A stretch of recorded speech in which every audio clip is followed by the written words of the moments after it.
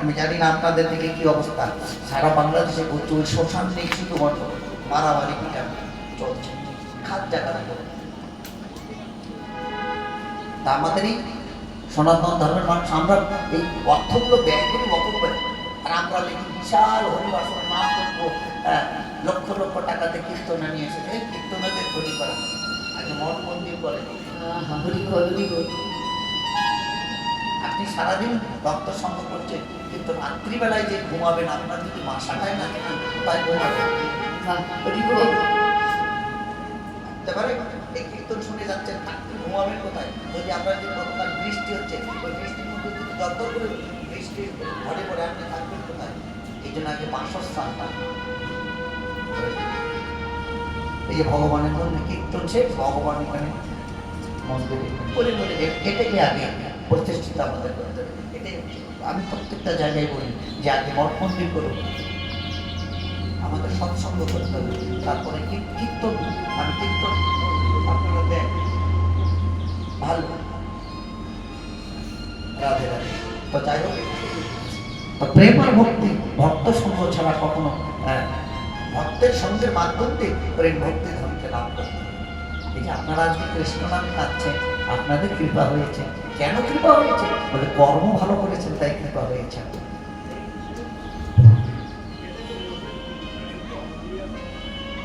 সব যদি দেয় তাকে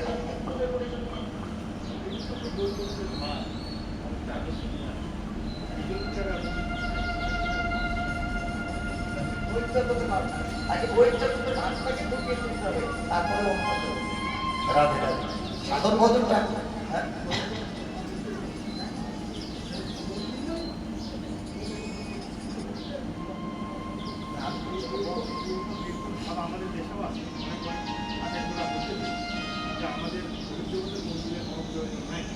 রাধে রাধে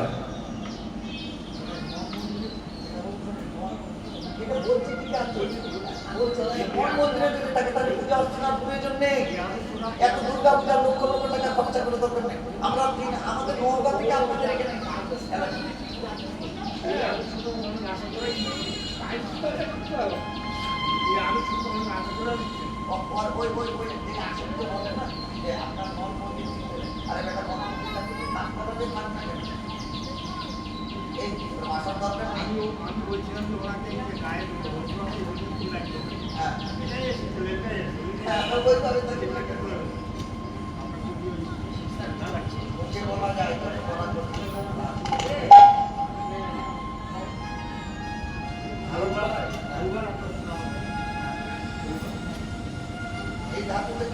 ওই বস্তুটাকে ধারণ করাই হচ্ছে ধর্ম।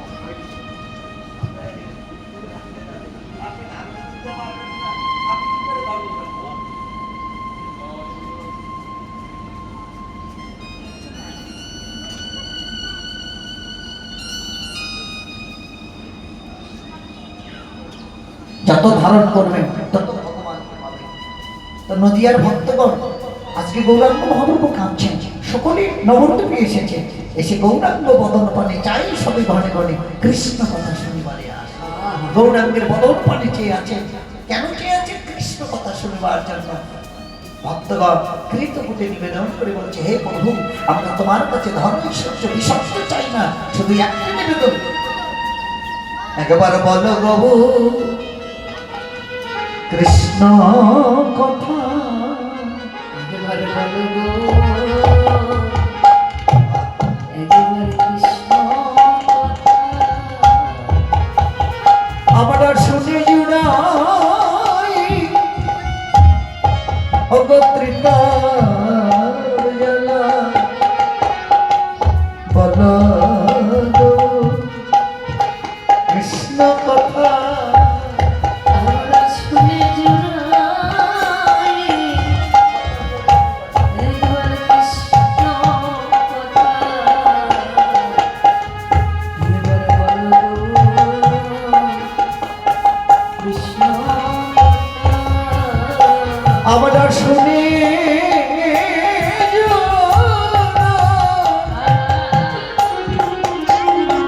আবার শুনে জুড়াই প্রভু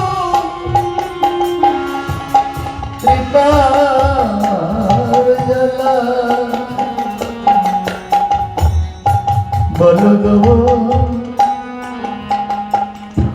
ওগো কৃষ্ণ কথা আমরা শুনে জুড়াই, আমরা শুনে জুড়াই, আমাদের পিতা জ্বালা। এবার বলো গো, ওগো কৃষ্ণ কথা। হে পতিতে পাবন গৌরাঙ্গ মহাপ্রভু, তুমি একেবারে কৃষ্ণ কথা বলো। তোমার বদনে সুমন কৃষ্ণ কথা শ্রবণ করে আমাদের ত্রিতাবন্ধ প্রাণকে শীতল করি। আমরা যে বড় আশা করে তোমার কৃষ্ণ কথা শুনবো বলে প্রভাতকালে আমরা সবাই এসেছি। গৌরে তোমার বদনে কৃষ্ণ কথা শুনিতে ভালো লাগে। ওই প্রতিটি পাবন গৌরাঙ্গ মহাপ্রভু,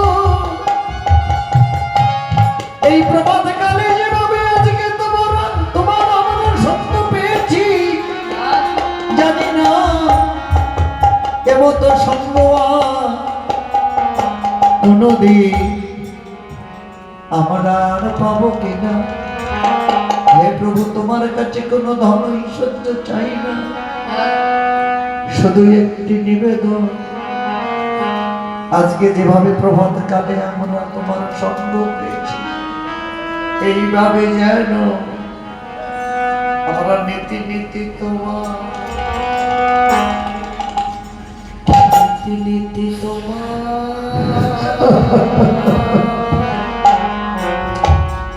সঙ্গ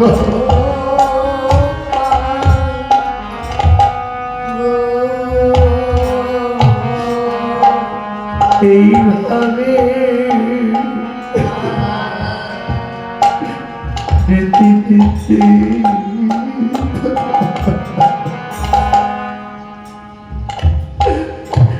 ওগো সঙ্গ সঙ্গ পাই গো।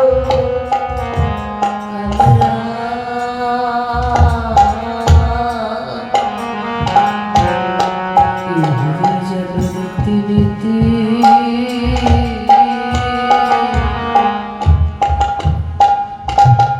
তোমার সঙ্গ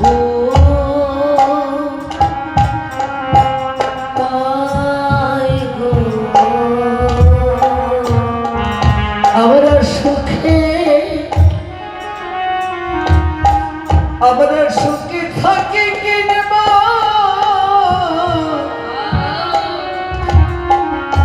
ওগো দুঃখে থাকি।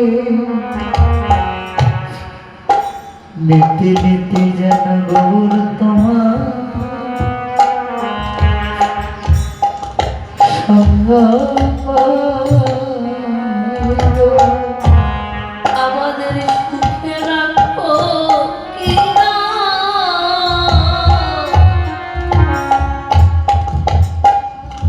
দুঃখে রাখো। আমরা নীতি নীতি যেন তোমার সঙ্গ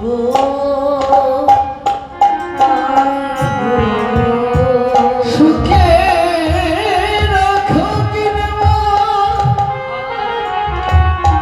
সুখে রাখো কিনবা, দুঃখে রাখো। এভাবে নীতি নীতি যেন সঙ্গ পাই না। সুখে রাখো না, দুঃখে রাখো। আমি নীতি জানো সঙ্গ পাই না। সুখে রাখো না, দুঃখে রাখো। নীতি নীতি তোমার সঙ্গ পাইব।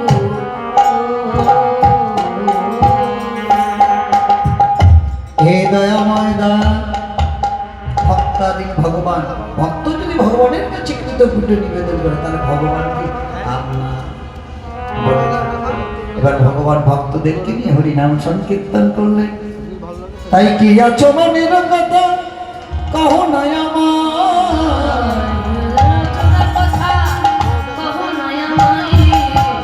কি আছো মনের কথা কহ না আমার,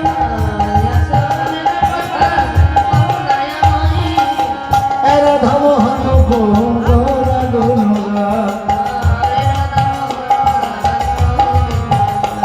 বলি এইবারে লীলা প্রকাশ হলো, এইবারে লীলা প্রকাশ হলো, তোমরা বাদল ভরে হরি বলো, এইবারে লীলা প্রকাশ হলো, আমার গৌর গোবিন্দ লীলা, গৌর গোবিন্দ লীলা,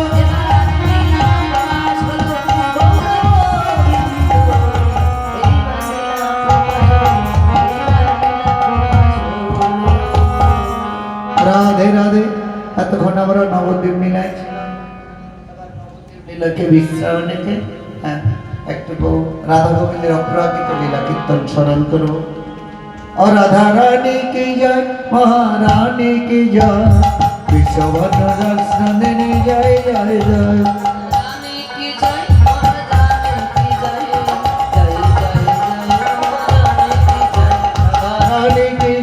महारानी की जय, विश्वभर जय जय जय।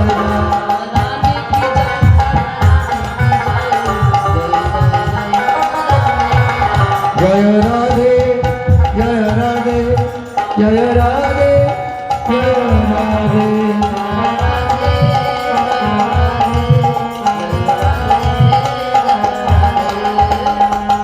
राधा रानी की जय, महारानी की जय, वननंदनी जय जय,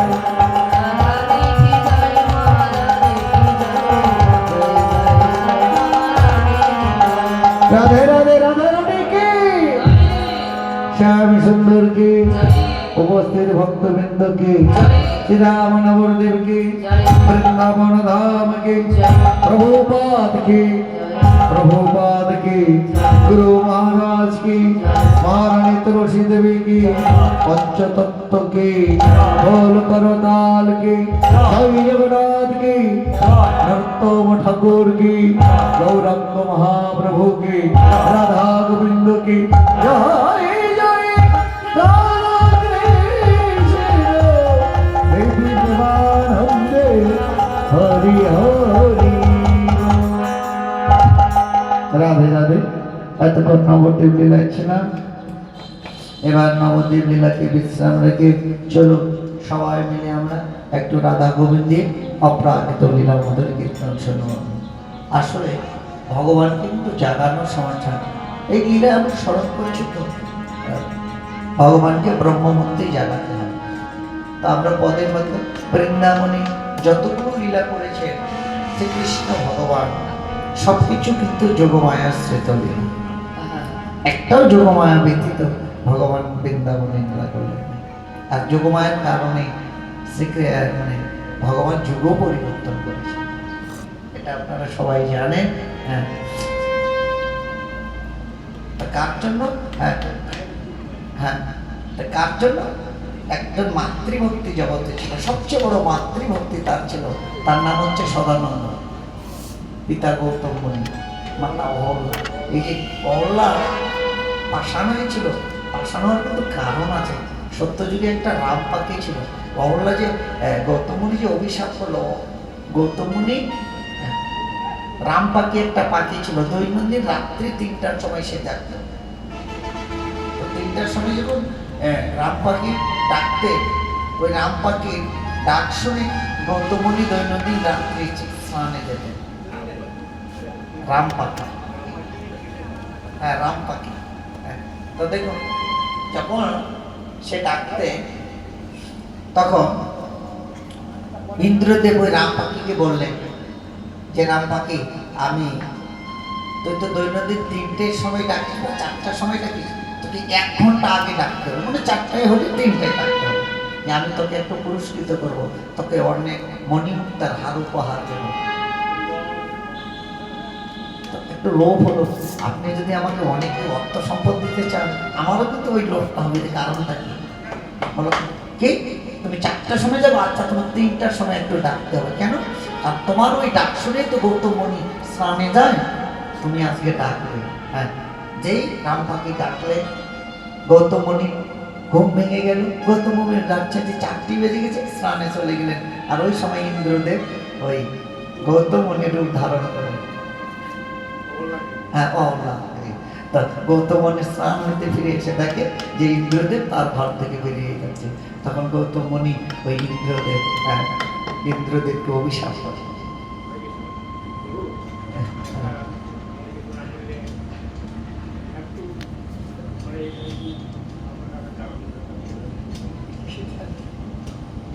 আমরা তো জানি না সেটা মানে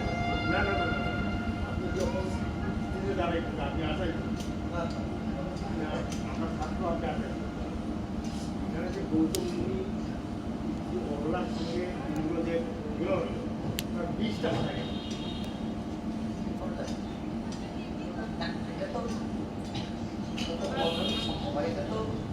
এটা জগৎকে আপনার মানে আমরা আমাদের যে চিন্তা চলে, আমাদের চিন্তাতে ধারণা, এটাকে আমাদের চোখে আমরা খারাপ আসলে তো সেটা চিন্তা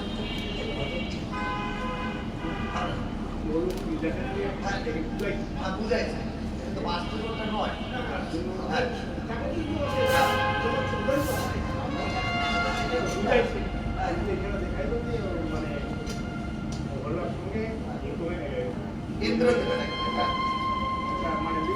এটা যদি না হতো তাহলে যুগ পরিবর্তন হতো, সদানন্দের জন্ম হতো।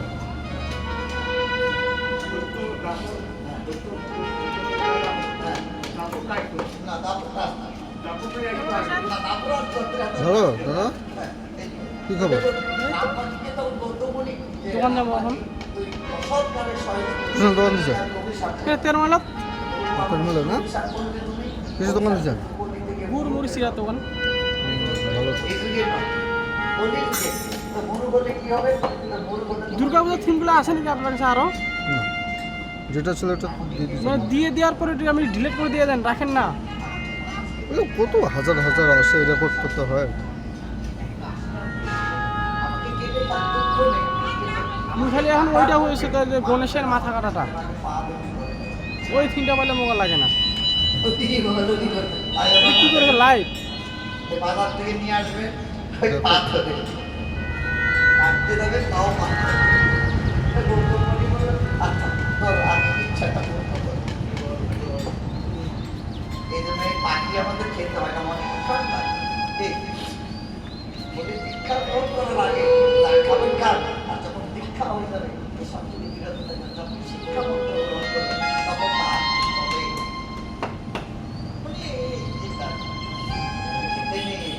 এগুলো ঠিক। এই জন্য তো আমরা কৃষ্ণ নাম শুনেছি, কিন্তু আমাদের আসলে স্বভাবগুলো বিভিন্ন ধরনের আবেগ স্বভাবগুলো আরো বঞ্চিত হয়ে বেড়ে গেলে এই জন্য কৃষ্ণ নাম শুনলে আমাদের এই কীর্তন আর লক্ষ লক্ষ টাকা দিয়ে কীর্তন করে তাহলে আমাদের এই জন্য শাস্ত্রে বললেন যে আগে আহার পরিত্যাগ করতে হবে। আহার পরিত্যাগ করলে যদি আপনি ভজন করেন, তিনি একবার কৃষ্ণ করেন, ওটাই আপনার আহার পরিত্যাগ না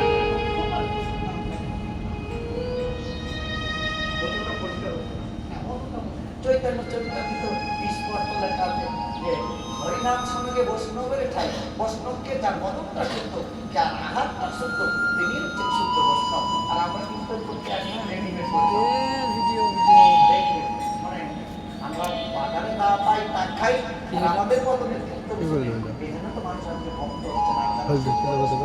আজকে কীর্তন শুনে আসলে কেন আসবে জানেন? আমারটা ভিডিওগুলো নেন, আমাদের আচার আচরণ এগুলো ভিডিওই নেন। করতে পারেন।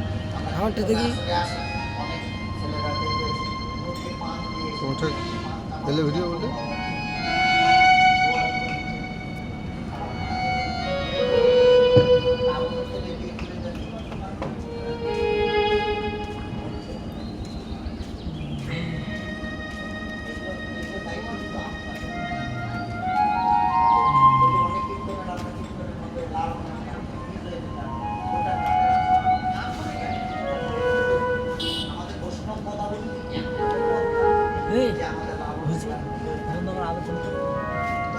কেনে